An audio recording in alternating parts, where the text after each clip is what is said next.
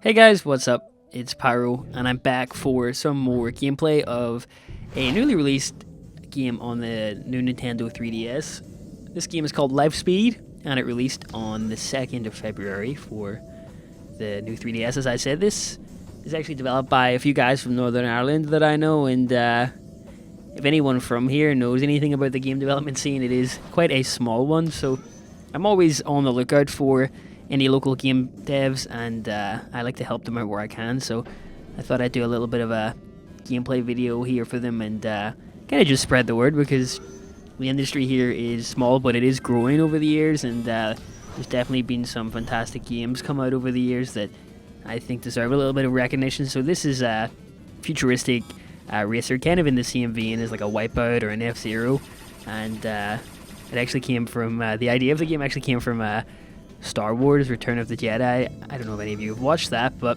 it's an interesting scene where you see the rebel ships, they go through like the tunnels of the Death Star, and you can see that here with the very close combat sort of style you get.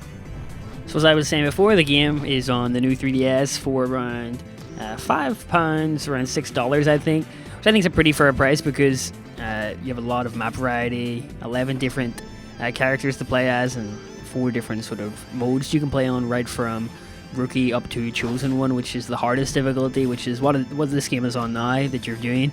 There's a story mode, and it revolves around keeping the entire planet safe.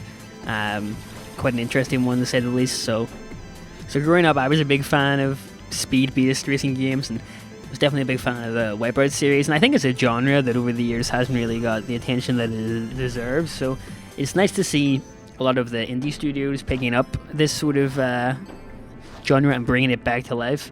The acceleration in this game is very narrow, if you can see, and it's kind of meant to give that impression of claustrophobia, so you can actually concentrate on one area of the screen. There's a lock-on system, of course, so if you see someone in front of you, like you can see here, you can shoot a various range of power-ups at them.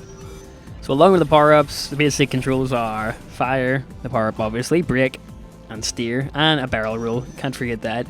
Every space racer needs to have one of those.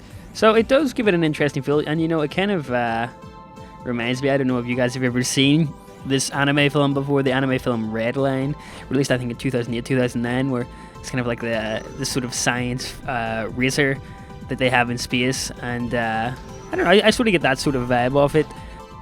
But I guess if I was going to sort of throw a comparison towards how the story in this game plays out, kind of like a Hunger Games meets F-Zero, competing against different factions in order to save your planet. So that pretty much does it for the story.